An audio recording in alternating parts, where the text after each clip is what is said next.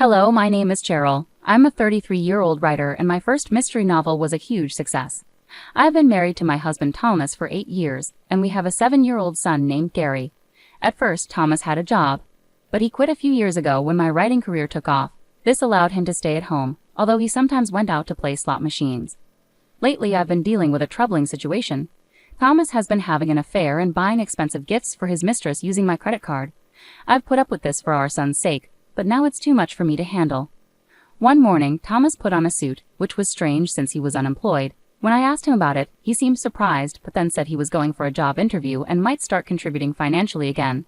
I wished him luck, hoping this was a positive change. However, my trust wavered when he returned home at 2 a.m., leaving me awake and filled with doubts. While working late to meet a deadline, my heart sank when Thomas came home well past midnight, reeking of alcohol and perfume. He collapsed on the living room sofa, his phone in his hand, unlocked. Driven by suspicion and disbelief, I looked at his phone. The texts I saw confirmed my fears. Thomas was having an affair. The pain was even worse when I realized his lover was my close friend, Gloria. The messages showed they had dined at a fancy restaurant known for its romantic views, a place he had never taken me. The shock hit me hard, and tears filled my eyes as I dealt with the betrayal of two people I trusted deeply. Gloria, who was married herself, had always been a confidant. In quiet turmoil, I quickly forwarded the evidence to my phone, needing time to think and plan my next steps carefully. The next morning, Thomas acted like nothing had happened. I approached him casually and said, "Hey, Thomas, about yesterday. You said you had an interview but came home quite late. What happened?" He avoided eye contact, clearly searching for an excuse. "Actually, I ran into a friend after the interview, and we ended up going for a drink," he muttered. "A friend? Someone I don't know?" I probed, even though I already knew the answer. "I don't have to explain everything, do I?" he snapped back. "Yeah, you're right," I replied, feeling frustrated and resigned. His evasion confirmed my worst fears about his ongoing deceit with Gloria. A month after discovering the painful truth about Thomas' affair, I was still struggling with what to do. Confronting him could mean the end of our marriage. In different circumstances, I might have shown him the evidence and filed for divorce already. But our son Gary, only 7 years old, was my main concern.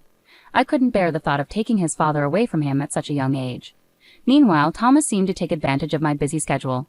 He started leaving the house more often while I was consumed with writing in my room. This hurt, but it also gave me a chance to gather more evidence of his infidelity.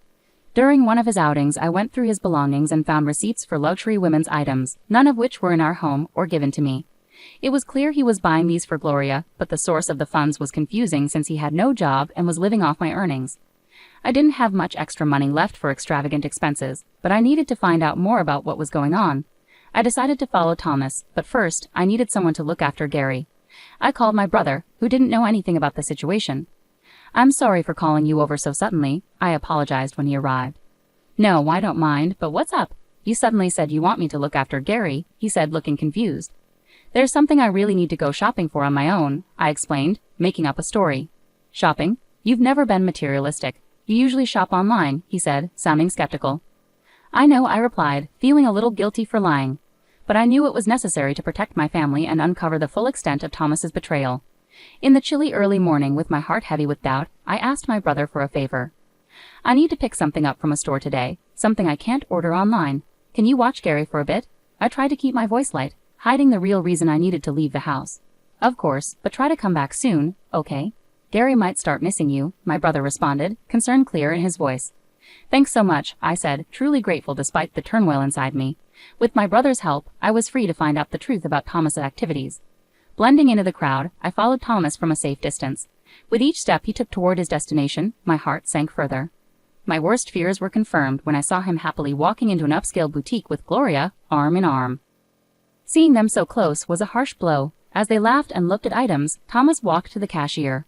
I watched, hidden behind a display, as he confidently handed over a credit card. It was the card from the back of my drawer, meant only for emergencies. This card, which I rarely used, had been his secret tool for making all these extravagant purchases. The realization hit me. I had been so focused on my writing and deadlines that I hadn't been watching our finances closely. Significant charges had built up on the card from my recent work-related expenses, and all this time, Thomas had been adding his deceitful transactions to the bill. Both of our cards were linked to the same account, and I had missed the signs of his betrayal hidden among my expenses. Stunned by the depth of his deceit, I realized Thomas had not only betrayed my trust romantically, but had also abused my financial resources. The last bit of affection I had for him disappeared. I blamed myself for not noticing sooner and for allowing his deceit to go unchecked. Realizing this double betrayal was hard to accept and marked a turning point in how I saw our marriage. Despite all the evidence, I couldn't forgive Thomas. With a heavy heart, I took discreet photos of his moments with Gloria before heading home. In the days that followed, I focused on devising a plan to confront him. Whenever he was out, I searched his PC for more clues. Since his phone and computer were linked, I could easily access their communications. It wasn't long before I uncovered plans for a getaway with Gloria over the upcoming holiday, a 6-day trip. This is my chance, I muttered to myself, feeling a mix of determination and despair. I planned to confront Thomas and settle matters while he was away with his lover. However, I faced a big challenge, our son Gary. I needed to make sure he was protected from the painful truth about his father's affair, and carrying out my plan without him finding out would be tricky. Reluctantly, I decided to ask my brother for help again. I hate to ask, but can you look after Gary during the upcoming holidays? I asked, trying to sound casual. The holidays? You mean all 6 days? He asked, sounding suspicious. Yes, I have something important to handle, I replied, trying to hide my anxiety. Something important, huh? He gave me a look that suggested he knew more than I had told him. His next words caught me off guard. Cheryl, you don't have to handle everything by yourself. What do you mean? I asked, my voice barely a whisper. Thomas is cheating, isn't he? He said bluntly. My heart skipped a beat. How did you? I stammered, but he cut me off. I heard it from Gary, he said softly. Gary, my son, knew. Even though he was just a child, he had picked up on enough to realize something was wrong. He had seen his father getting close to someone who wasn't me, and it had upset him. My brother's revelation was a stark reminder of how sensitive and observant children can be. Even at a young age, Gary had sensed the tension and sadness in our home, making the emotional situation even more complicated. I had thought I was shielding Gary from the turmoil at home. Why? My brother pressed gently, his words cutting through my defenses. Thomas's actions have hurt you enough for even Gary to notice. Are you considering staying with him? As I wrestled with the idea of divorce, fearing it would deeply affect Gary, my son unexpectedly walked into the room. It's okay, Mom. I'm on your side, he said, his young voice resolute. I don't want anyone who makes you sad, Mom. As long as I have you, I'm fine. His words, so mature for his age, brought tears to my eyes. Thank you, Gary, I managed, my voice thick with emotion. Turning to my brother, I added, and thank you too. With the support of my son and brother, I found the courage to face what needed to be done. Gary and I began to plan our move, timing it for when Thomas would be away on his trip with Gloria. My brother helped us pack discreetly, making sure everything was ready for a swift departure.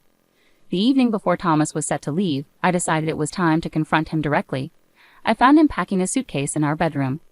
Thomas, why are you packing a suitcase? What's going on? I asked, pretending not to know. Oh, this? I'm going on a trip with some friends starting tomorrow, he replied, avoiding my gaze. A trip? Why didn't you mention this earlier? I pushed, trying to get more details. It was a last-minute plan, nothing serious. I'm using my monthly allowance for it, he said dismissively, trying to end the conversation. Despite his discomfort, he continued to hide the truth. I took a deep breath, and in a calm, determined voice that I rarely used, I asked, Are you sure it's just with your friends? Thomas visibly tensed, his shoulders twitching with nerves. Despite his obvious unease, he stubbornly clung to his lie. Yes, just friends, he insisted, though his voice wavered. All right, I understand. Enjoy your trip with your friends, I said, the irony not lost in my tone. I would have enjoyed it anyway, he muttered, but his assurance sounded forced. With everything laid bare, I knew what needed to be done. My brother, my son, and my resolve had set the stage for a new beginning, free from deceit. Even though Thomas hadn't brought it up, it was essential to be accountable. As I stepped out of my husband's room, wrestling with my thoughts, I reflected on how things might have been different. If he had been truthful from the start, perhaps we could have parted amicably, discussing alimony and child support. Despite his betrayal, there was a time when my love for him was deep. He had been my rock when my novel initially failed to make an impact. I didn't want to feel bitter towards Thomas, but I had to protect myself and my son. It was clear that it was time for me to make a decisive move and not hold back any longer, especially after discovering more of his lies. The next morning, after Thomas left for his trip, I checked the drawer and saw that he had taken my credit card again. I acted quickly, calling the credit card company to report it as lost and had it canceled. When my son woke up, his eyes sparkled with excitement. He asked, Mom, today's the day, right? The day we moved to our new house? Any lingering doubts I had vanished in that moment. Yes, Gary, I smiled, reassured by his enthusiasm. I've canceled the credit card, and now it's time for us to start fresh in our new home. With my brother's help, the move was easy. We took our belongings to our new house while my husband's things were sent elsewhere. The next day, as we settled into our new place with my son and brother, I felt a profound sense of peace and excitement for the future. When Thomas called, his voice sounded hesitant. "Hello, Cheryl. Well, this trip is turning out to be more expensive than I thought. Could you send me some money?" I immediately knew he was having money troubles because I had frozen the credit card. He was trying to avoid admitting the truth about using the card without permission, and his indirect request for money was annoying. "Did you plan for this trip on your own?" I asked calmly. "I'm sorry, but I can't give you any money." He sounded frustrated. "Don't be like that. If you don't help me, I'll be the only one not enjoying this trip," he said. Then he corrected himself. "I mean, you'll be the only one." Even over the phone, his confusion was obvious. "You were on a trip, and you want to show off the good parts, right? Well, the card you took is no longer valid, so you'll have to manage." "What are you talking about, Cheryl? What card?" He pretended not to know. "Pretending you don't know won't help," I said firmly. "You're panicking because you're saying things that don't make sense. I don't know anything about a card." "Enough," I exclaimed, my patience wearing thin. "I already know you've been cheating on me with my best friend, Gloria. Did you think I had no idea? It's obvious." "No, it's not what you think. I'm not cheating," he tried to assure me, his voice desperate. I was furious that he continued to deny everything. Standing there with my brother and son next to me, all my pent-up anger erupted. "Stop making excuses. You had a family and you cheated with another woman, and you've been using someone else's credit card. Do you even realize how despicable your actions are?" "Cheryl, let's calm down for a moment," he tried to soothe, but it was too late. The truth was out, and there was no turning back. How can I remain calm when I'm dealing with the person I despise the most? I seethed into the phone. "Just so you're aware, I have no intention of forgiving you or offering you any help. As for her, she can find her way elsewhere. Never show your face to Gary and me again."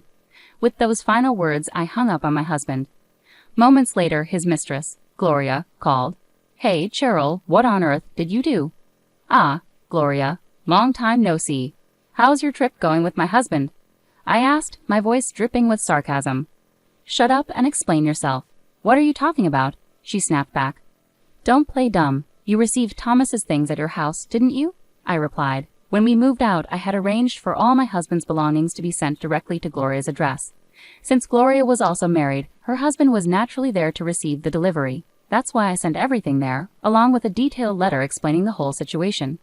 She yelled back, her voice cracking under stress. "This isn't a joke. What have you done?" My husband found out, and now he's furious. "Well, you brought this upon yourself by choosing to have an affair while married. You were supposed to be my friend, and this is a betrayal," I retorted. "You're the worst. I misjudged you," she accused. "Excuse me? That's rich coming from you. My best friend having an affair with my husband. How could you expect any forgiveness?" "I didn't mean it seriously. It was just a joke. I would never actually be interested in someone like him," she tried to downplay it. "I don't care if it was a joke or not. I'm filing for divorce anyway, and yes, you did have an affair. That's a fact. I'll never forgive you, and I'll be seeking significant compensation, so be prepared." "Compensation? What are you talking about? I didn't agree to anything like that," she protested. "Well, you're going to hear about it soon enough.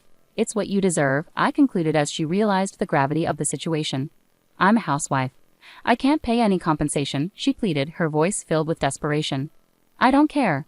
Figure it out yourself or ask your husband, though I doubt he'll be much help," I said sharply. "Oh, wait. Goodbye." I hung up before she could respond and promptly blocked her number. Later, I contacted my lawyer to finalize my divorce and sought compensation from my ex-husband and Gloria, along with child support. I also demanded repayment for the unauthorized credit card charges. The financial strain was too much for Gloria's marriage. After settling the compensation, her husband filed for divorce, and she found herself without a home. She sought refuge with her parents, but they were disappointed by her actions and turned her away. With limited options, Gloria now lives where she works, taking up night shifts at a local bar.